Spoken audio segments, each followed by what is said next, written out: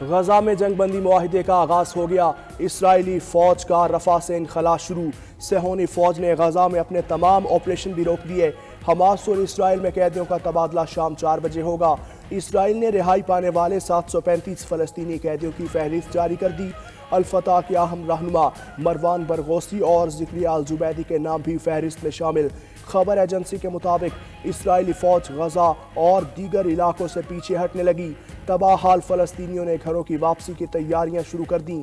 فوجی انخلا کے باوجود شمالی غزہ کے مکینوں کو گھروں میں واپسی کی اجازت نہیں۔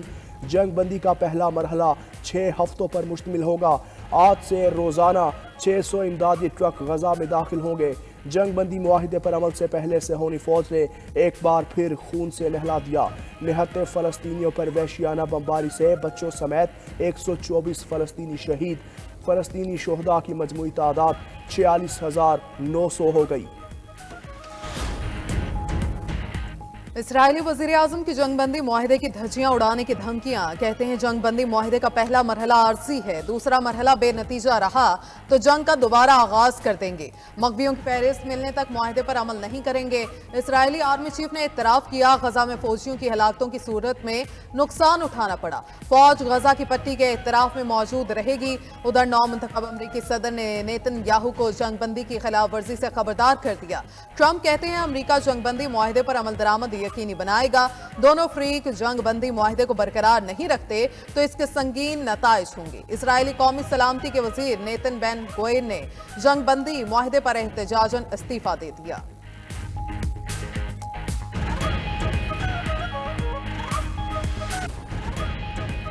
پاکستان جون 2025 تک پانڈا بانڈز جاری کرے گا۔ وفاقی وزیر خزانہ محمد اورنگزیب کہتے ہیں پاکستان پانڈا بانڈز کے ذریعے چین کی کیپٹل مارکیٹس میں شمولیت اختیار کرنے کے لیے کوشاں ہے۔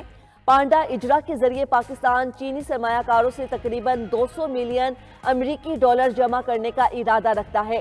کونگ ہونگ کے ٹی وی کو انٹرویو میں کہا سی پیک کا دوسرا مرحلہ مزید چینی کمپنیز اور سرمایہ کاری کو راغب کرے گا۔ ہانگ کانگ کے ساتھ مالیاتی تعاون کو بڑھانے کے لیے پرعزم ہے۔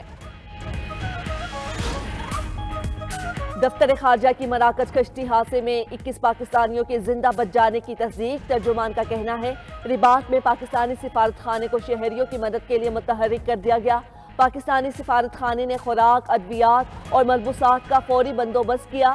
بچ جانے والے شہریوں کی وطن واپسی کے طریقہ کار کو حتمی شکل دی جا رہی ہے۔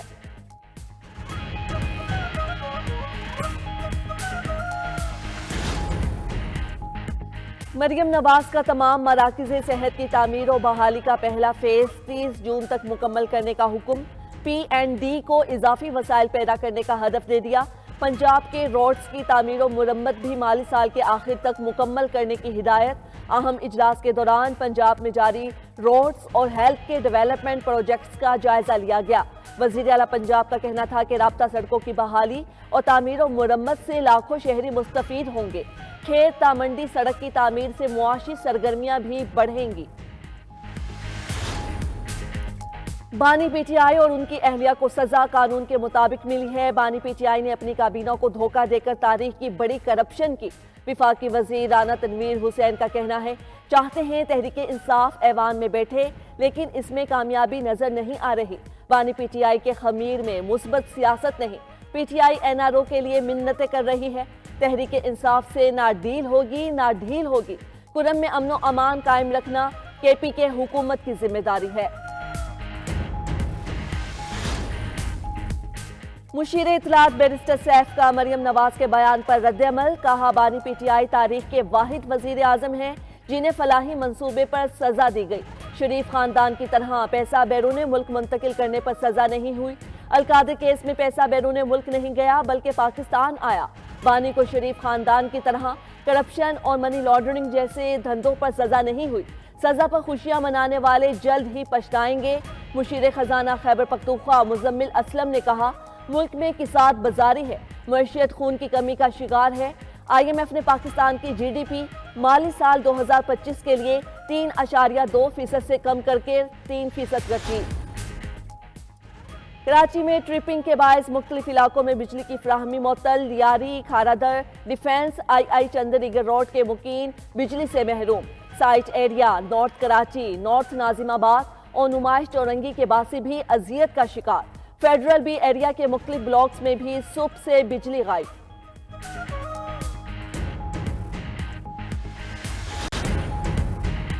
نو منتخب امریکی صدر ڈونلڈ ٹرمپ کی حلف برداری کی تیاریاں مکمل۔ ٹرمپ بائیڈن کی طرف سے بھیجے گئے طیارے میں ورجینیا پہنچ گئے۔ ٹرمپ کے گولف کلب میں شاندار استقبال تقریب۔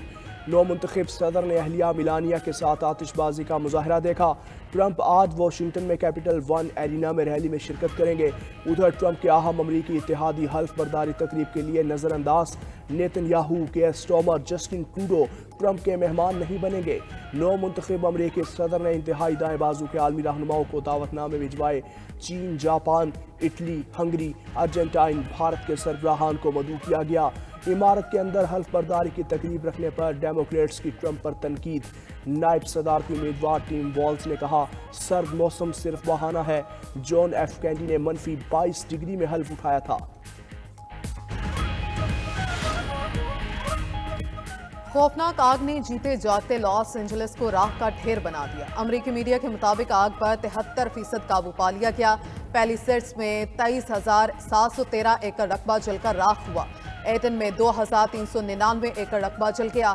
لاس اینجلس میں لگنے والی آگ سے اب تک 27 ہلاکتوں کی تصدیق ہو چکی۔ پولیس کے مطابق جلے ہوئے مکانات میں انسانی باقیات کی شناخت مشکل ہوگی۔ لیڈیا، آرچر، وٹلی، سنسیٹ۔ شمالی نائجیریا میں آئل ٹینکر خوفناک دھماکے سے پھٹ گیا۔ 77 افراد ہلاک، متعدد زخمی ہو گئے۔ خبر ایجنسی کے مطابق آئل ٹینکر الٹنے کے بعد لوگ پیٹرول جمع کر رہے تھے۔ اچانک ٹینکر میں آگ بھڑکنے سے دھماکہ ہوا جس سے ہلاکتیں ہوئیں۔ گزشتہ سال بھی آئل ٹینکر دھماکے سے 147 افراد ہلاک ہو گئے تھے۔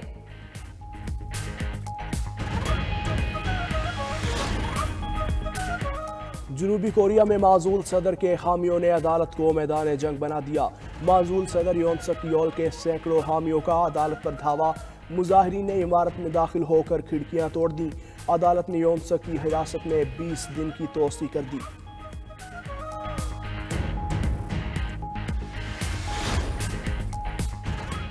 آئرلینڈ میں اتحادی حکومت کی راہ ہموار۔ 1.5 ماہ بعد نئی حکومت کی تشکیل کے لیے معاملات طے پا گئے۔ فیانا فیل، فائن گیل اور ریجنل انڈیپینڈنٹ گروپ مل کر حکومت سازی کریں گے۔ نومبر میں ہونے والے انتخابات میں کسی بھی پارٹی کو مطلوبہ نشستیں نہیں ملی تھیں۔ آئرلینڈ میں نئی پارلیمنٹ کا اجلاس 22 جنوری کو ہوگا۔